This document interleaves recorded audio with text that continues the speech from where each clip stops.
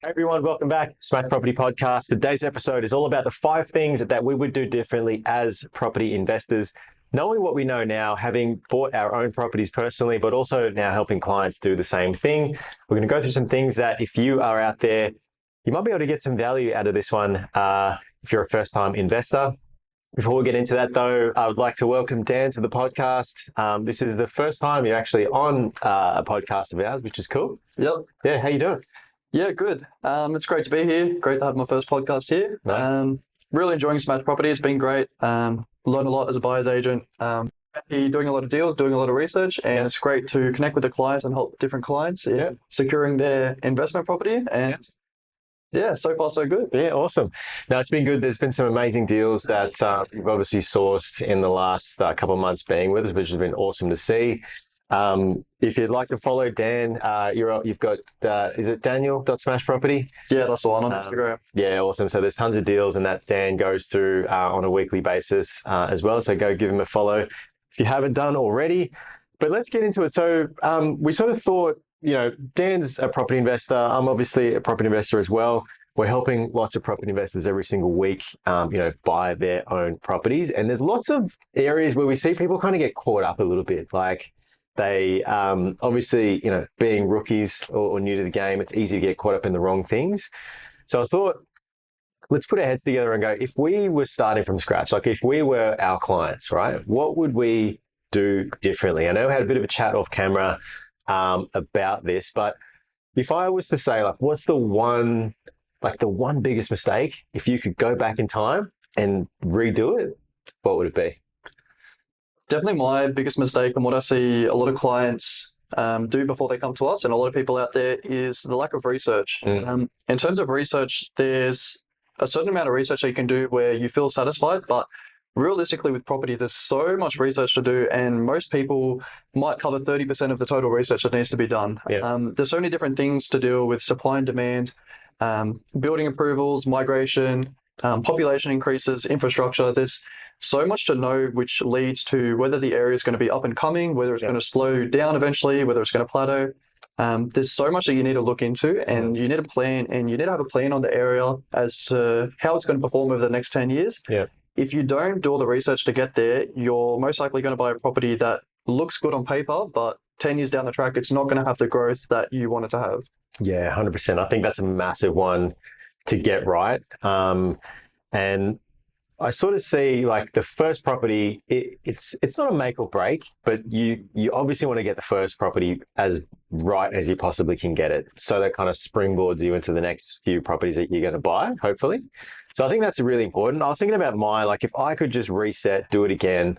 For me, I bought my own occupied property first. I'd been renting for years, and I just had I was like, I just need to get my own home. I was sick of renting, sick of landlords, sick of property managers. And so there was a big emotional decision to kind of get into the own occupied thing. Knowing what I know now, that own occupied property was great to live in. It was amazing, all that sort of thing. But as an investor, it really just held me back because it soaked up all my borrowing capacity. I had to go out and earn and increase my income even more to be able to buy more properties. So if I had to do that again and take my time again, I would stay renting in a reasonable area. It didn't cost me too much. That would allow me to then buy so many more properties because I'd have the borrowing power to do it. And I see a lot of people, they kind of want to let me get the own occupied thing first, and then I'll invest afterwards. And that's fine. Like if you've got, if your priority is that you want a house to live in, that's fine. But if your priority is to be a property investor and to build wealth, then 100% do the Rentvesting thing, which I think is really important. 100%. I've seen it come up a lot recently. It's a common trend now. A lot more people are seeing the sort of Rentvesting concept out there. It's beneficial if you're someone who's looking for maybe one investment and just wants a family home to live in for the rest of their life. Then going the owner-occupier house first typically works. But if you're someone which I see a lot of clients now, they come to us when we ask for their long-term goals. It's, I want not a property empire, but I want to build at least a couple of properties and be cash flow positive in the future.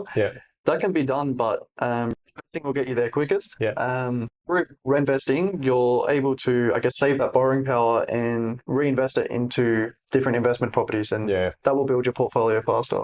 Yeah, 100%. And it's funny when you said like a lot of the clients that we work with, they want to do the multi-property portfolio thing.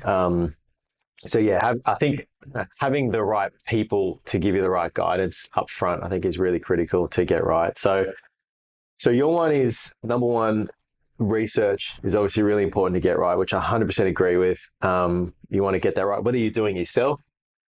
There's lots of resources out there that you can obviously, get that done. But then also, if like, for example, our clients, we're kind of doing all that for them, like done for you kind of service. So there is options out there for people DIY or get it done for you. And then mine is obviously the Rentvesting thing, do it again. If there was the second one, what do you reckon for you? Definitely second for me will be clients over leveraging their budget. A lot of people get it pre-approved or have a budget of, call it $500,000. With this budget, you don't necessarily have to buy up to your max budget. Let's say you buy up to your max budget and you don't have a buffer, and upon settlement, something comes up, the tenant moves out, and you've got a vacant property for 3 or 4 months. If you're at max budget already, it's likely that you're not going to have the suitable income to cover the rent loss for the property. Yeah. So definitely in terms of over leveraging, you want to make sure if you're going to max budget or whatever budget you're using, you want to have a buffer in place to cover things such as vacancy rates. If you've got an unexpected repair or maintenance to do on your property, you want to make sure you've got the money there to cover those costs associated. Yeah. I think super valuable because a lot of people tend to go, oh, the bank said I can, borrow 600,000. Let me go and buy it for 600,000, whatever it is. But yeah, definitely having that sort of buffer in there for the things that you mentioned, really, really critical. And I guess everyone's kind of different, like, because I was sort of thinking, like, for me, I like to push it to the limit, but like not everybody would want to do that. So I think you've got to kind of work within like your risk kind of tolerance. If you're more conservative, have a bigger buffer. If you're ready to just max it to the limit, like I did, then do that as well. But just know it comes with a lot of risk as well. But higher risk, higher reward sometimes. So no, definitely agree. I think buffers are really important to have. And there's been a few instances in my journey, right, where if I didn't have buffers in place, like I was telling you off camera, that property that I bought had a whole bunch of maintenance issues, not long after I bought it. And I might get into that in a second as to why I did that. But yeah, if I didn't have buffers in place for that, I would have been screwed. So yeah, it's definitely important to have. 100%.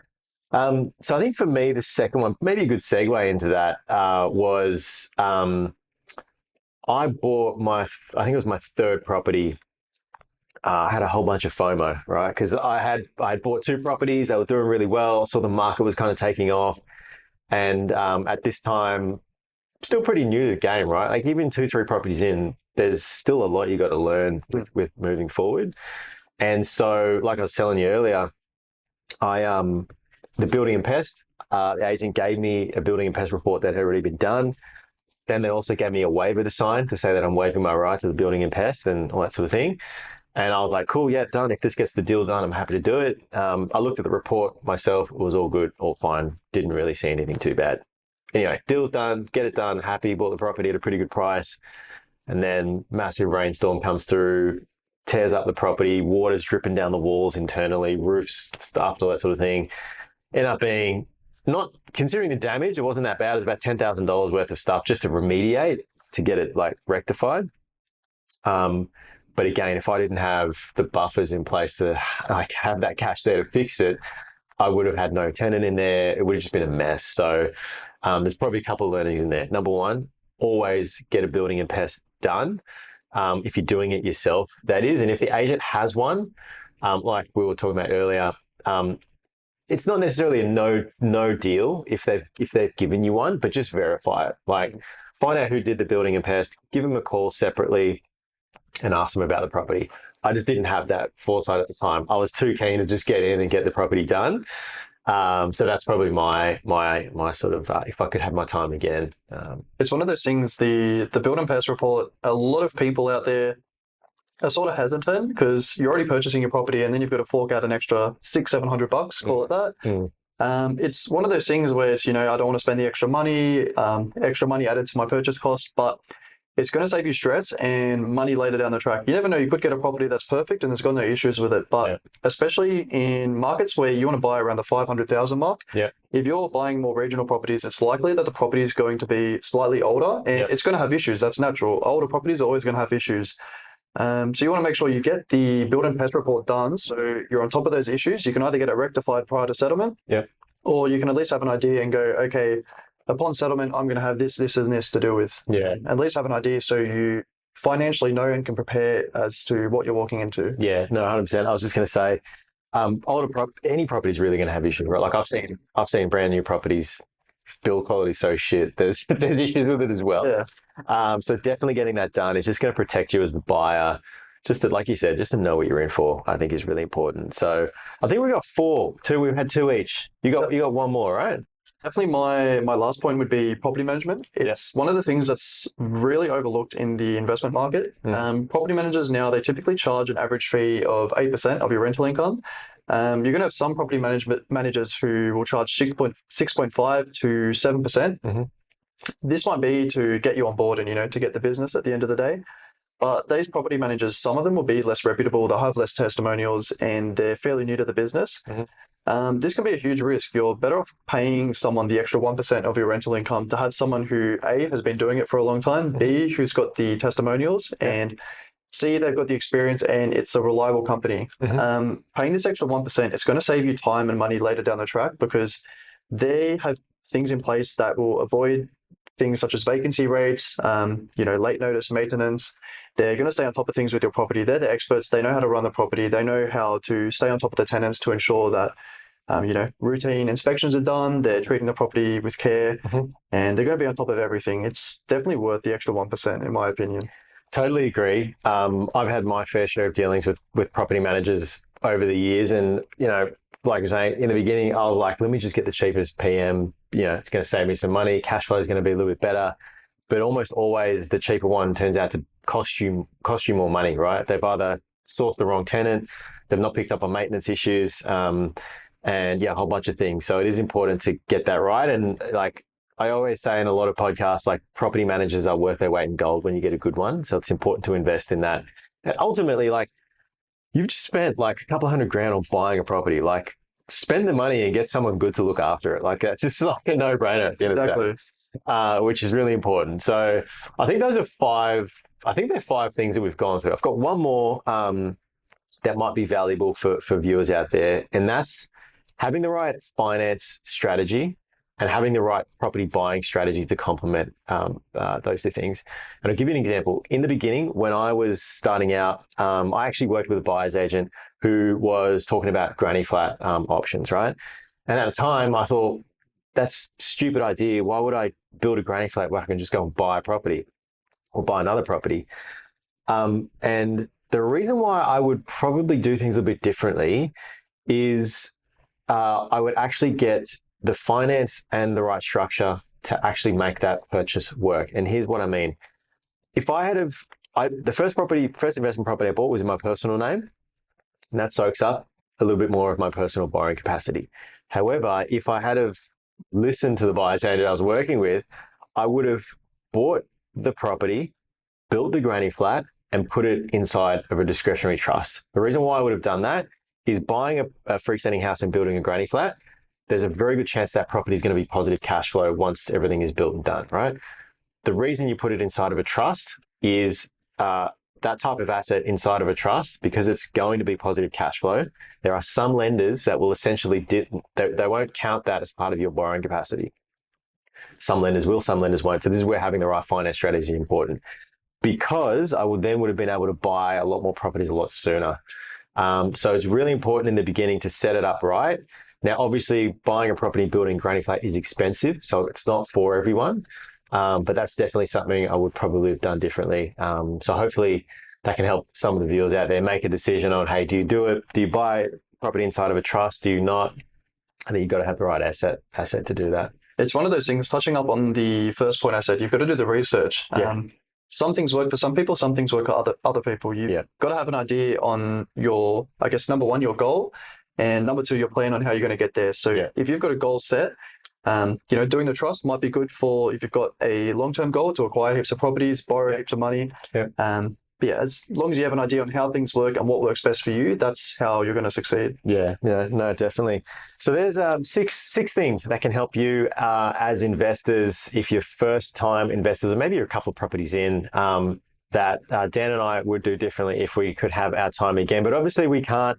And that's why we're here at Smash Property Investing. So if you need help on your journey, finding and buying a property and having someone take care of the whole journey, from sourcing to settlement and even helping you find a tenant, that's what we do here every single day of the week. The details are in the description below. If you wanted to book a call, it doesn't cost you anything. And if we can't help you, we will say on the phone call that we cannot help you. We won't take you on. But if we can, we'll let you know what we can absolutely do and make happen for you. That's all we have time for today's episode. Thanks so much for watching. If you got some value out of the video, appreciate it if you could like it and consider subscribing. Until next time, thanks for watching, and thank you, Dan, for joining us. Catch you soon.